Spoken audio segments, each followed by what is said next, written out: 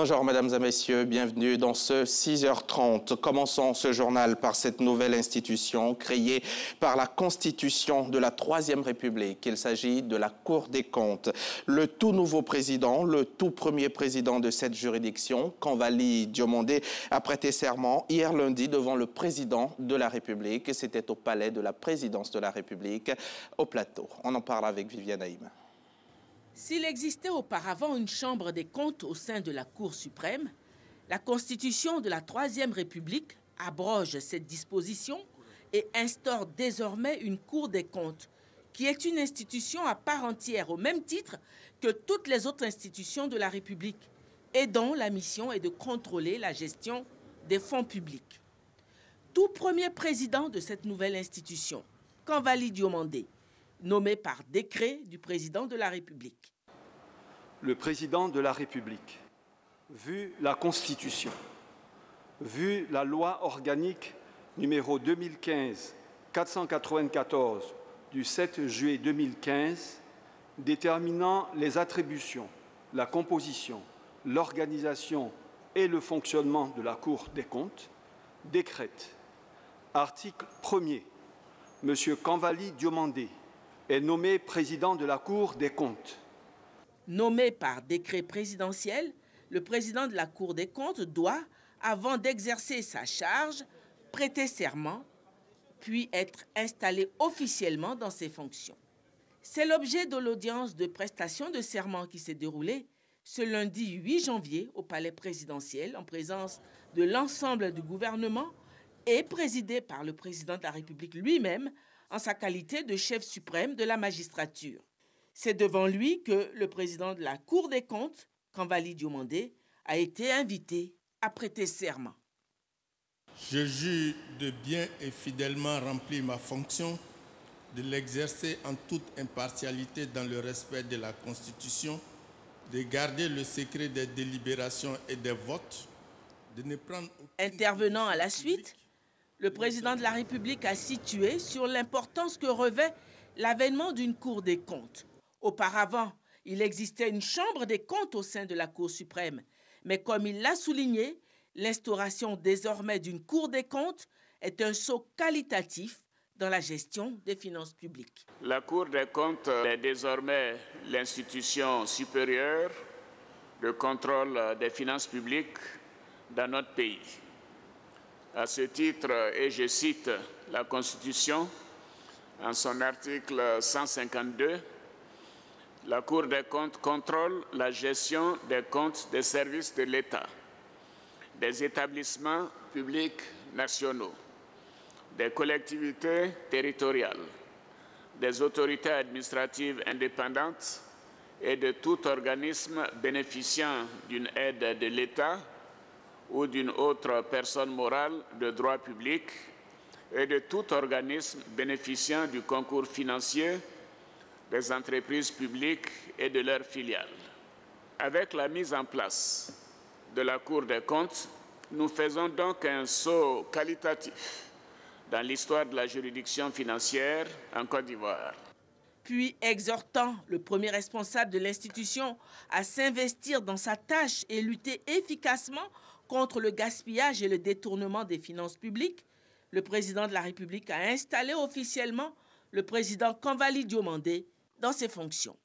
Je n'ai aucun doute que vous exercerez vos fonctions dans la rigueur, l'équité et la justice. Pour ma part, je voudrais vous assurer de toute ma disponibilité pour faciliter votre mission dans le respect des prérogatives respectives des institutions de la République, tout en vous renouvelant mes vives et chaleureuses félicitations. Je vous déclare installé dans vos fonctions de président de la Cour des comptes. Le premier président de la Cour des comptes de Côte d'Ivoire a reçu les félicitations du président de la République, du vice-président, du Premier ministre, les félicitations de son épouse et ses enfants.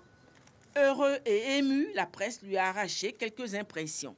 C'est une satisfaction personnelle, mais c'est surtout une grande satisfaction pour mon pays, parce que la Côte d'Ivoire est quand même un des pays leaders de l'UEMOA et qu'elle ait maintenant une Cour des comptes au même titre que la plupart des autres pays, ça ne peut que faire la fierté de tout Ivoirien. Dernière formalité protocolaire, les honneurs militaires rendus par la garde républicaine au président de la Cour des comptes. Depuis le mois de septembre 2017, les sapeurs-pompiers militaires ont adopté une nouvelle stratégie pour se rapprocher des populations. Quelle est cette stratégie et quel est le regard de la population face à cette nouvelle méthode d'intervention? Élément de réponse dans ce reportage signé Christ Diomondé et commenté pour vous par Grace Kando.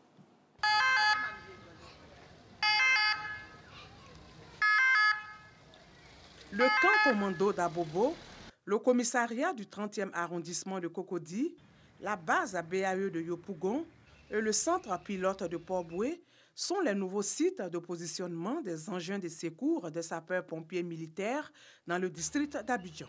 Une stratégie qui vise à se rapprocher des populations et à réduire le temps d'intervention. On a constaté que les temps d'intervention devenaient de plus en plus longs à cause des embouteillages sur la route. Et il y a des zones qui sont totalement dépourvues en secours. Pour pallier à cet état de fait, nous avons été amenés à prépositionner sur certains sites des engins de secours à mesure de répondre plus rapidement aux demandes qui sont faites. C'est ainsi que nous avons positionné des engins à Bobo, aux environs du camp commando, pour pouvoir intervenir dans la zone d'Abobo et même jusqu'à Anyama. À Yopougon, au niveau de la BAE, parce que notre caserne de Yopougon est au toit rouge, donc les engins propositionnés à la BAE peuvent intervenir très rapidement sur la voie express Yopougon à Djamé et raccourcir les délais d'intervention aussi bien dans la zone industrielle. Du côté de Cocody, nous nous sommes prépositionnés au 30e arrondissement pour pouvoir gérer toute la zone de la 7e, 8e, 9e tranche.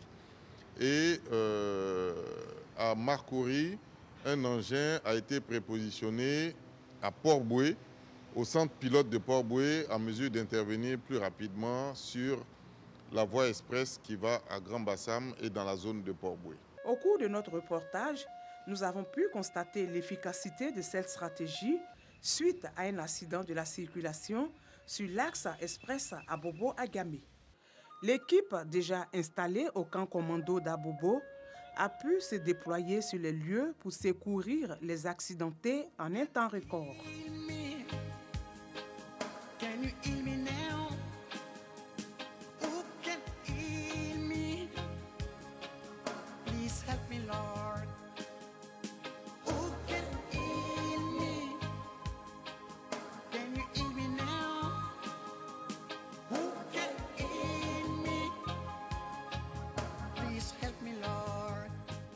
L'accident, en tout cas, c'était un peu grave. Quand ça s'est passé net, quand après net, ils sont arrivés net. On a dit, ah, Dieu merci. L'efficacité a été vraiment énorme parce qu'ils ont été rapidement sur les lieux pour pouvoir évacuer les blessés. Donc vraiment, c'est un effet à encourager. Dès que l'accident s'est passé, on m'a appelé directement que ton femme a fait accident. Donc ça à la maison, j'ai déplacé un taxi compteur. Il faut que j'arrive devant les sapeurs-pompiers. Malheureusement, dès que j'arrive sur ma voiture, les sapeurs-pompiers, comme ils ont fait aussi les sapeurs-pompiers à Bobo aussi, vraiment, on est très très contents. Une initiative que le commandant du groupement des sapeurs-pompiers militaires entend élargir à l'ensemble du district d'Abidjan. Nous envisageons d'amplifier ces sites-là.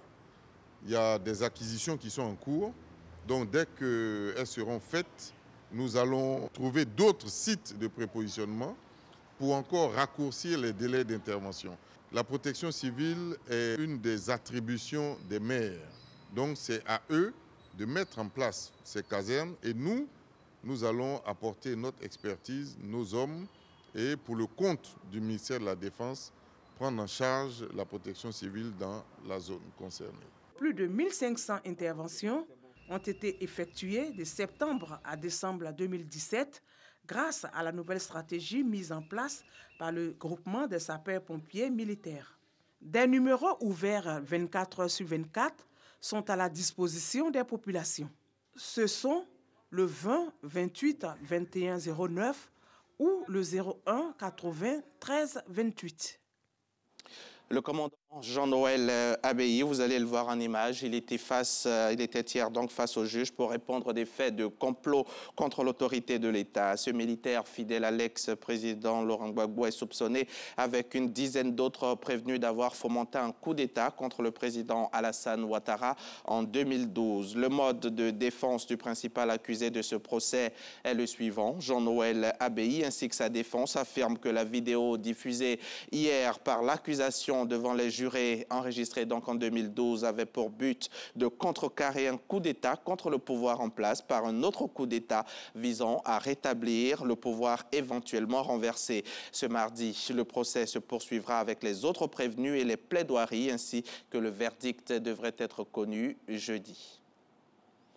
L'actualité internationale en bref et en images. Le pouvoir prépare un référendum en mai 2018 en vue d'une révision de la Constitution qui devrait permettre notamment au président Pierre Nkurunziza de rester au pouvoir au Burundi jusqu'au moins en 2034 en lui donnant les pleins pouvoirs dans pratiquement tous les domaines. Le gouvernement a donc lancé à travers tout le pays depuis le 12 décembre une campagne d'explication des amendements qui vont être apportés à cette constitution et depuis, une vingtaine d'opposants accusés de faire campagne contre le référendum ont été arrêtés. La Corée du Nord et la Corée du Sud ont entamé des pourparlers officiels ce mardi 9 janvier, les premiers de ce type depuis plus de 2 ans. Principal objectif de la négociation qui réunit les deux délégations à la frontière entre les deux pays, c'est préparer la venue d'une délégation nord-coréenne aux Jeux olympiques d'hiver prévus début février en Corée du Sud. Mais la Corée du Sud espère se servir de cette amorce de dialogue pour aborder d'autres sujets plus délicats. Bonne journée sur RTI.